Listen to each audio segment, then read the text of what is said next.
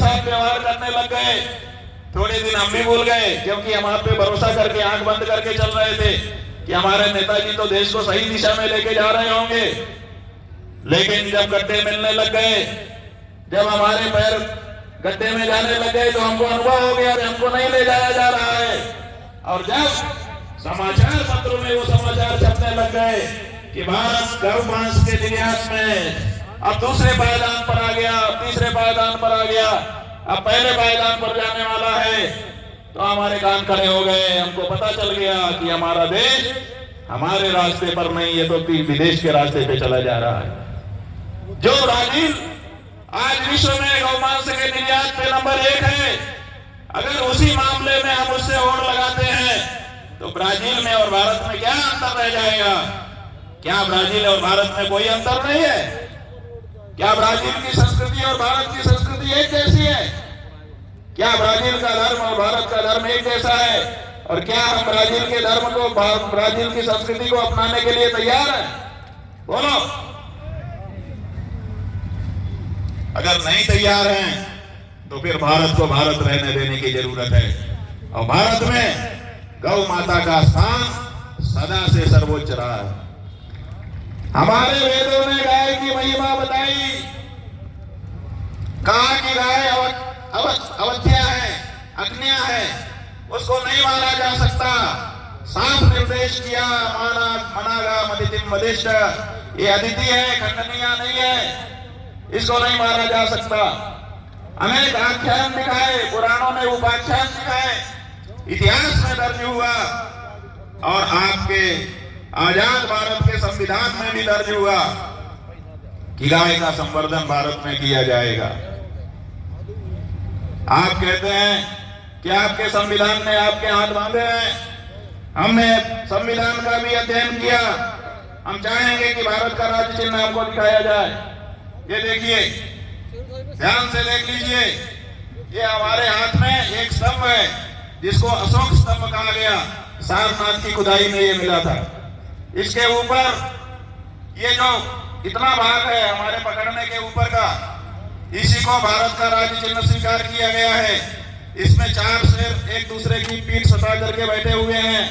4 शेर में से एक शेर जब कागज में छापा जाता है फोटो तो नहीं दिखाई देता है, लेकिन 3 शेर दिखाई देते हैं। वो 3 शेर इस तरह से दिखाई देते हैं। ये हमारी कार्यपालिका, न्यायपालिका और विधायिका के प्रतीक हैं। इन्हीं 3 स्तंभों पर भारत का लोकतंत्र खड़ा बताया जाता है। और ये जो 3 स्तंभ हैं, उनका जो आधार है ये नीचे का चबूतरा, ये चबूतरा अशोक चक्र है, जिसको भारत के तिरंगे में बीच में स्थान दिया गया है, सम्मान पूर्वक दिया गया है। और इसी के अगल बगल 4 आकृतियां हैं। एक सिंह दर्ज है, एक हाथी दर्ज है, एक घोड़ा दर्ज है और एक बैल दर्ज है, नंदी। चारों को महत्व मिला है भारत के राज्य चिन्ह में। भारत में जो 4 चिन्ह बनाए गए हैं, उन्होंने भी जब छापा गया, जब इसको स्वीकार किया गया, तो 2 पीछे की तरफ छुप गए। 2 ही दिखाई देते हैं सामने, और 2 में से भी दाहिनी तरफ बैल अंकित है। इसका मतलब कि भारत में अगर उन 4 में से भी सबसे ज्यादा महत्व किसी को दिया गया तो हमारे वृषभ को दिया गया। वृषभ तो भगवान धर्मा, ये हमारे सनातन धर्म का प्रतीक है। भारत के राज्य चिन्ह में सिंह है, हाथी है, घोड़ा है और बैल है। सिंह हमारे यहाँ नहीं मारा जा सकता, उसके लिए अरबों का फंड है। एक सिंह ट्रैकिंग पे बैठा हुआ है, कंप्यूटर में देखा जा रहा है कि ये किधर जा रहा है, किधर नहीं जा रहा है, संरक्षण हो रहा है। हाथी हमारे देश में नहीं मारा जा सकता, घोड़ा हमारे यहाँ नहीं मारा जा सकता, मृत्युदंड होगा। केवल बैल मारा जाएगा। भले राज्य चिन्ह में अंकित है, लेकिन वह हिंदुओं का प्रतीक है ना। इतने सस्ते हो गए हिंदू हमारे ही देश में, हमारे ही वोटों के द्वारा, बनी सरकारों के द्वारा। अगर हमारा इतना अनादर किया जाएगा तो हमको पुनर्विचार करने की आवश्यकता है। इस सिद्धांत पर हम विचार करेंगे कि भारत के राज्य चिन्ह में जिस वृषभ को अंकित किया गया है, भारत के राज्य चिन्ह को काट काट करके बोटी बोटी करके डालने के लिए उसको संविधान की समझ खाने वाली सरकारें कैसे बेच सकती हैं, ये हमारा प्रश्न है। बताएं सामने आकर के,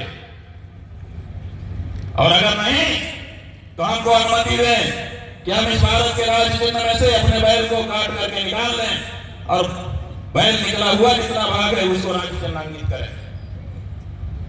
और अगर ये भी नहीं तो फिर गौवंश के मांस का निर्यात और उसको काटे जाने पर मृत्युदंड की व्यवस्था इस देश की सरकार तत्काल बनाए, और नहीं तो कम से कम हम सनातन धर्मियों को संकल्प लेना पड़ेगा कि जो शपथ पूर्वक गौ रक्षा का वचन नहीं देता है, गौवंश के प्राण और उसकी प्रतिष्ठा की रक्षा का वचन नहीं देता है, हिंदू होने के नाते जीवन में कभी भी उसको वोट न देने का हम संकल्प लेते हैं।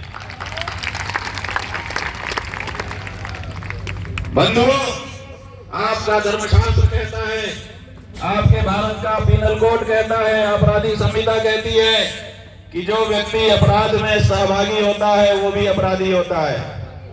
जो व्यक्ति पाप कर्म में भागीदार होता है, समर्थक होता है, वो भी पाप का भागी होता है। तो अगर राज्य सरकारें लाइसेंस देकर निर्यात की अनुमतियां करवा रही हैं तो उनकी गौ हत्या का पाप हमारे ऊपर भी लग रहा है, क्योंकि हम भी उनको वोट दे करके अपना समर्थन दे रहे हैं। क्या आप गौ हत्या का पाप अपने माथे पे रखना चाहते हैं? अगर नहीं रखना चाहते तो आपका धर्माचार्य होने के नाते मैं आपको ये आदेश करता हूं कि गौ हत्यारी पार्टियों और प्रत्याशियों को वोट देना घोषित रूप से बंद करो। कोई वोट मांगने आए किसी पार्टी का हो, ये विचार पहले करो, उससे पूछो कि तुम्हारा शपथ पत्र कहाँ है, गौ के प्राण और प्रतिष्ठा की रक्षा के संदर्भ का, वो दिखाओ तो हम तुम्हारे बारे में विचार करें, नहीं तो हम विचार ही नहीं करेंगे तुम्हारे बारे। अगर ये दृढ़ता के साथ आप संकल्प लेते हैं तो आपको गौ रक्षा का पुण्य मिलेगा। और अगर आप आंख मूंद करके जैसे 78 साल से वोट देते चले आए ऐसे ही देते रहेंगे तो आपको गौ हत्या का पाप लग रहा है। और गौ हत्या का पाप का फल क्या है जानते हो? भीषण नरक, वो भी लंबे समय तक के लिए। अभी हम बहुत नहीं कहेंगे, केवल इशारा कर रहे हैं। तो आप पाप के भागी ना बने। संत दर्श जीवी पातक डरई, संतों का दर्शन होने से पाप घट जाता है। इसलिए जब संत कहीं आते हैं, इकट्ठा होते हैं, तो आप लोग दूर दूर से चल के आते हो कि हम संत दर्शन करें ताकि हमारे पाप कट जाएं। तो दर्शन से पाप कैसे कटेंगे? दर्शन से पाप ऐसे कटेंगे कि वो पाप न करने की आपको प्रेरणा देंगे और पाप न करके आप पाप से बच जाओगे। और अगर ये सोचो कि हम तो जो करते हैं वही करते रहते हैं, केवल आंखों से जाके पलके खोल करके देख लेंगे, तो ऐसे तो आप बहुत कुछ देख रहे हो। केवल देख लेने का अगर फल होता तो बात अलग होती। इसलिए गाय की रक्षा करने के लिए हम लोग निकले हैं और ये बहुत जरूरी है। गाय आपकी माता है। क्यों आपकी माता है? बहुत से लोग ये भी नहीं समझते।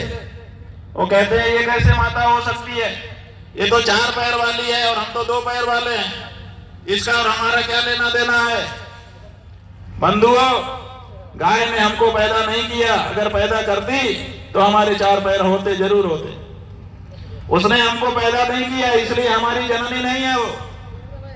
कुछ लोग सोचते हैं कि हमको दूध पिलाती है इसलिए वो हमारी माता है। तो दूध तो भैंस भी पिलाती है, दूध तो बकरी भी पिलाती है, दूध तो ऊंटनी भी पिलाती है। आपके कई इलाकों में क्या वो माता सुना है? ऊंटनी माता, बकरी माता नाम सुना है?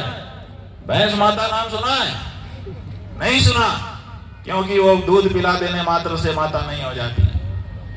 गाय आपकी माता क्यों है? क्योंकि वृषभ जो है वो धर्म का स्वरूप है। वृषस्तु भगवान धर्म। हमारे यहाँ वृषभ को धर्म के रूप में और धर्म को वृषभ के रूप में निरूपित किया गया है और उस धर्म को हमने अपने जीवन में अपना लिया है। तो जब हम किसी को अपने जीवन में अपना लेते हैं तो वो जिसको हम अपनाते हैं उसकी माता हमारी माता हो जाती है।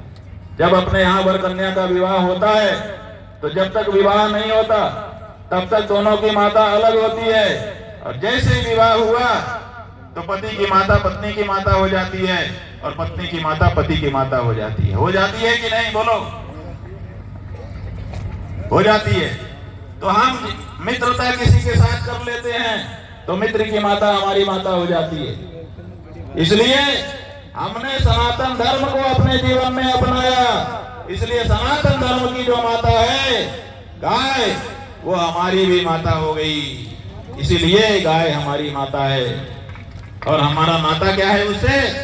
तो हमारे गोपाल मणि जी ने नारा बना करके बता दिया, सत्य धर्म का नाता है गाय हमारी।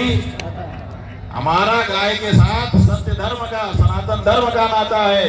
हमारे उस धर्म की वो माता है जिसको हमने अपने जीवन में अपनाया है, इसीलिए वो हमारी माता है और अपनी माता से हमारे लिए बढ़ करके है। इसलिए उसके प्राणों की और उसकी प्रतिष्ठा की रक्षा करना हमारा परम कर्तव्य है। बंधुओं, गाय उसके जैसा दूसरा कोई नहीं। अभी देखिए तिरुपति में लड्डू में अखाद्य पदार्थ मिला करके बांट दिया गया, प्रसाद के लड्डू में लाखों लोगों ने खा लिया। जब पता चला कि गड़बड़ थी तो बहुत लोगों के मन में जलानी आ गई कि अब हम क्या करें, हम तो गड़बड़ चीज खा चुके, अब क्या हम शुद्ध रहे, पवित्र रहे कि नहीं रह गए। बहुत बड़ी समस्या उत्पन्न हो गई। लेकिन वो बहुत बड़ी समस्या हमारे लिए बहुत छोटी कैसे हो गई? क्योंकि हम लोगों ने शास्त्र में से पंक्ति